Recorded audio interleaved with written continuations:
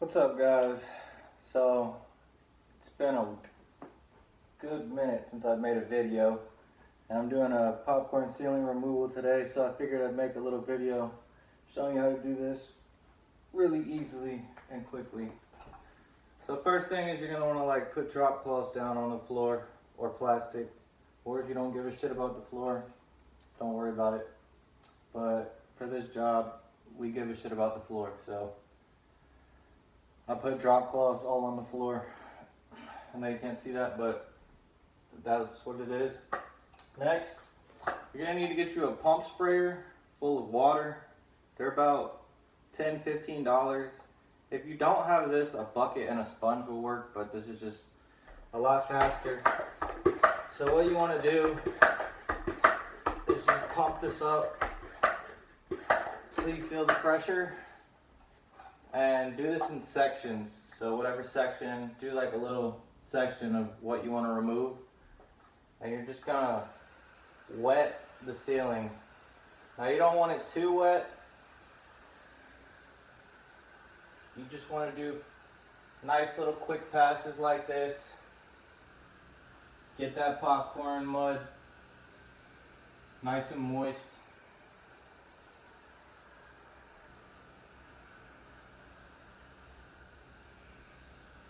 Try not to put the water too heavy where the ceiling meets the wall.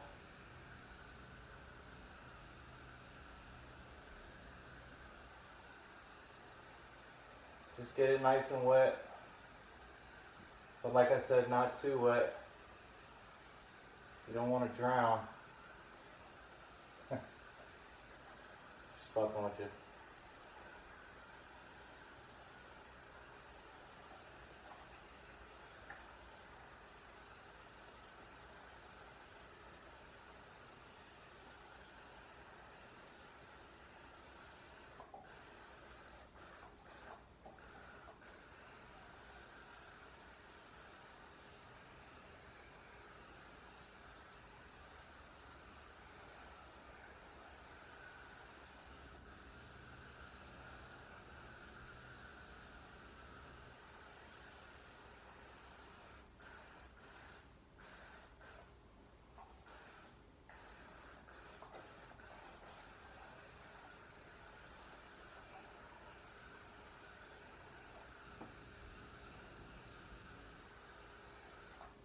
Okay. So now I got the little section. So now what you're gonna do is just let that sit for about 5-10 minutes. I don't know. Listen to like 2 songs on your phone, and then you'll be ready to start scraping, and I'll show you how to do that in a second. So this is the section that I've already started on when I thought, hey, let me make a video of this. So yeah, whenever you're scraping, you want to be very careful. You can use a 12-inch knife if you want. It removes a lot more, but I find working with a 6-inch knife is best to prevent this. Let me show you.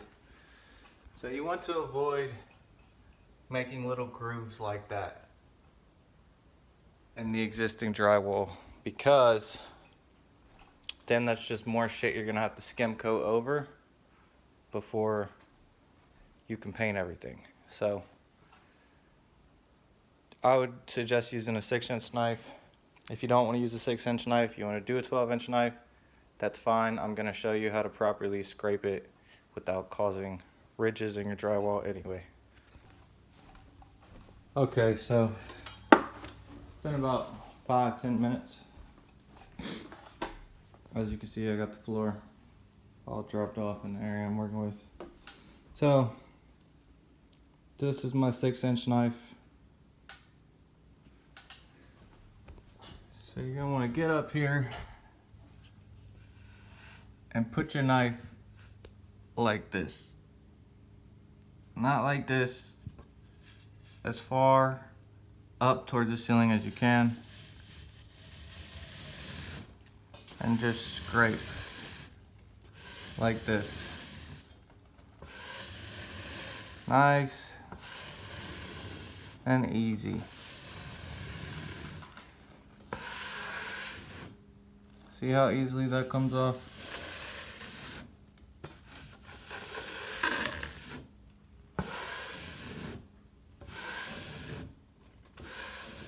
And there's no ridges.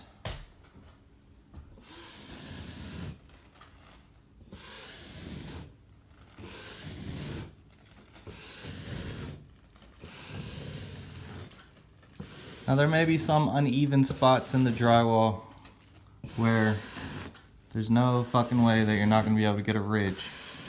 But for the most part, you should be able to do it just like this without causing ridges in your ceiling. See how easy that is?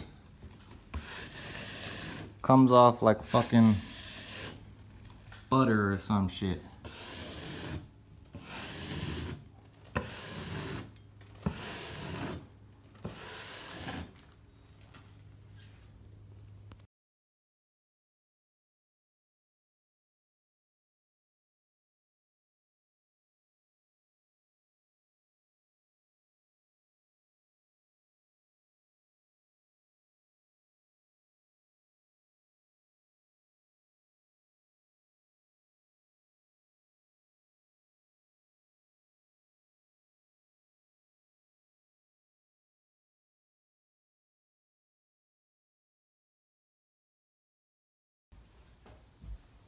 Alright, so when you get done, it should look like this.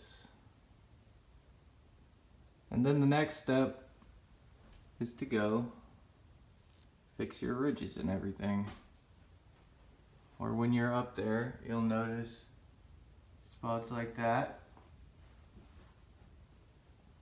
where it's bubbly, where the nails are. So what you gotta do is you gotta get you, now this is up to you. You can use this plus 3 joint compound, add some water in it, thin it down a little bit, not too much. Mix it up real good until it's about a yogurt consistency and it drips off your knife. Like it'll drip just a little bit. Or you can use 5-minute mud, 20-minute mud, or 45-minute mud to do it quickly. I'm trying to decide if I want to use the Kwikset, the hot mud, or if I want to use this stuff. I would not use the green lid all-purpose joint compound for something like this. It's a little bit thicker and harder to sand.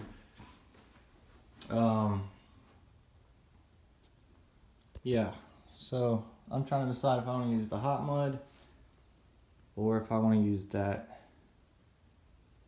So I'll get back to you.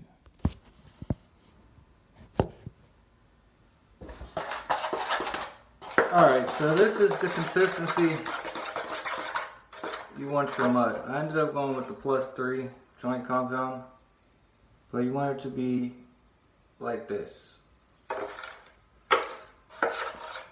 This could probably use a little bit more water, but you want to make sure you whip it up real good, because the more that you whip it, the more that it'll drip. And plus you want all that water to get worked in there real good. So that's about the consistency that you want. Alright, so I went ahead and applied some mud to all of these spots, anywhere I felt needed it,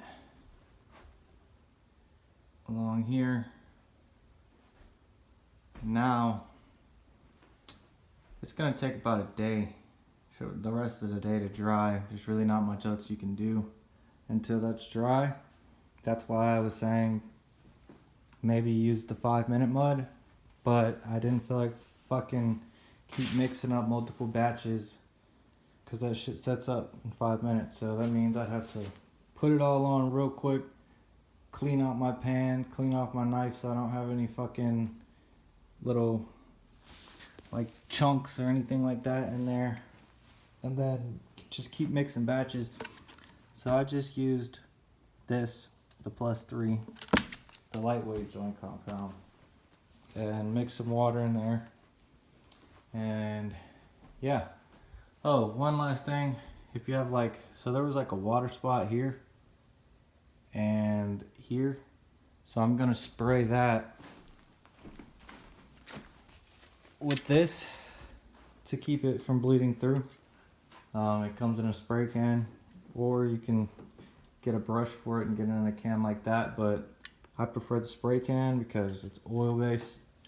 You can use Zenzer 123 also, but I prefer Kilz if I'm just doing small shit like this.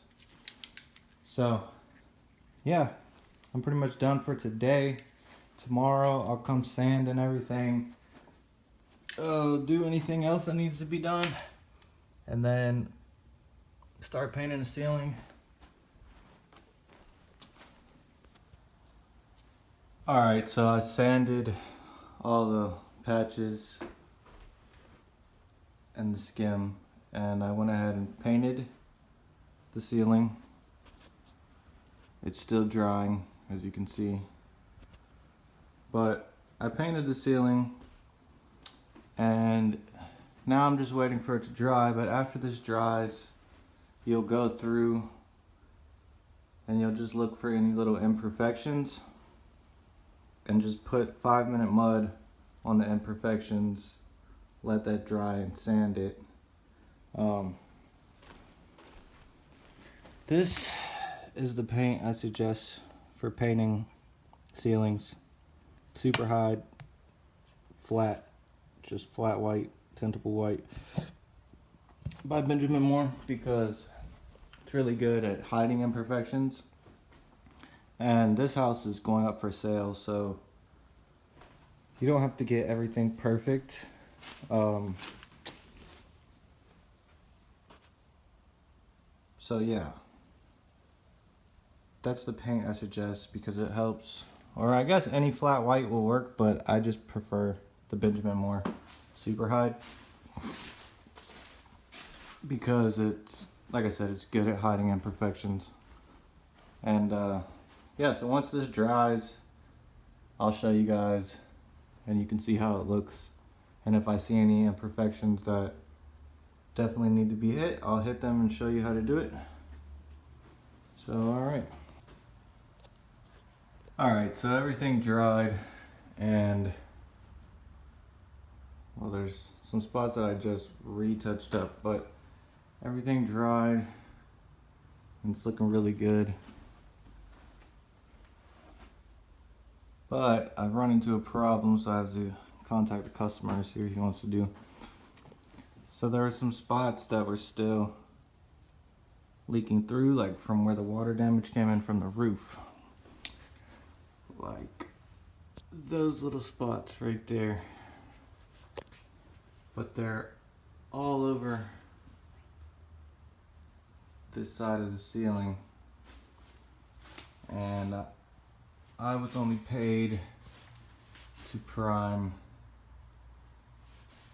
the spots that were over there. So what you would do in this situation, if you want to do this the right way to fix this problem, if you have a big section like this where there's water damage stuff, just prime the whole fucking ceiling with some oil-based primer. Just prime the whole ceiling before you paint it. That way you're 100% sure that nothing will ever bleed through. But I've got to contact my customer and see what he wants to do, because I will have to charge more if he wants me to prime this whole ceiling, because then I'm gonna have to prime the whole ceiling and paint it again, which means it would be painted 3 times. So I need to charge him for labor and material for that. But anyway, that is how you remove a popcorn ceiling. Alright, so this is what it should look like when you're done,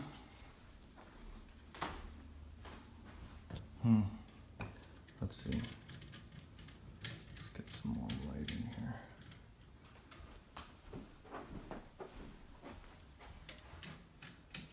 There we go. Nice and smooth. Got all those spots fixed. The customer decided to have me prime everything, so that's what I did. And that's how you remove popcorn ceilings. Real easy. Thank you.